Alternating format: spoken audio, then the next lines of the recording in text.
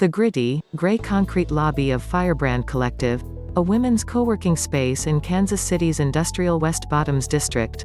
Jackie Nguyen makes lattes laced with cardamom and lychee from her colorful mobile coffee shop. A colossal dragon head covers the shop. Café Coffee, painted the bold yellow and red of the South Vietnamese flag, with dashes of bright blue in a nod to the French influence on the country's food. And of course, this is Kansas City, says Nguyen, 32. They're the colors of the Chiefs and Royals, too. Café Coffee serves hella good lattes and Saigon iced coffee to some 200 customers a day. Monthly revenue is roughly $30,000. It's been a crazy, amazing ride, says Nguyen, a first-time entrepreneur. The only business I knew before this was show business.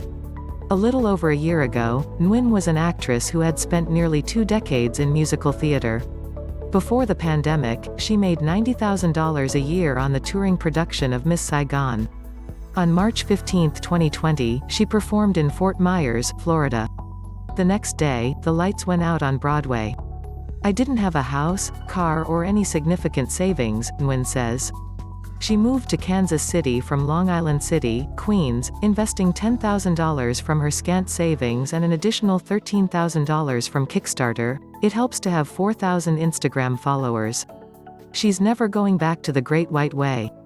As an actress, my career was always at the mercy of someone else, she says. Now I get to make all my choices and get to be very intentional behind what I choose. Nguyen is one of the 4 million-plus people fueling America's unprecedented entrepreneurial explosion. Sparked by pandemic unemployment not seen since the depths of the Great Depression, a permanent shift in where we live and work, access to fresh sources of capital through fintech, ubiquitous cheap technology and dogged determination, Americans are betting on themselves and launching companies at a historic rate. Every recession seeds a bumper crop of startups. As the maxim goes, necessity is the mother of invention. But this time it's different. Just as the COVID recession, in its breadth, size and speed, was astounding, so will be its impact on America's small business landscape. In 2020, more than 4.3 million people registered for new business applications, according to the U.S. Census Bureau. That's nearly 840,000 more than 2019, a 25% jump. It's a stark difference compared to the 2008 credit crisis, which saw an 8% drop in new applications.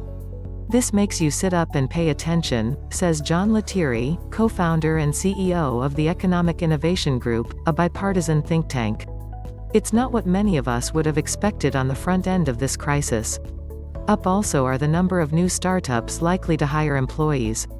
Labeled high-propensity businesses by the IRS, these potential job creators jumped 15% in 2020.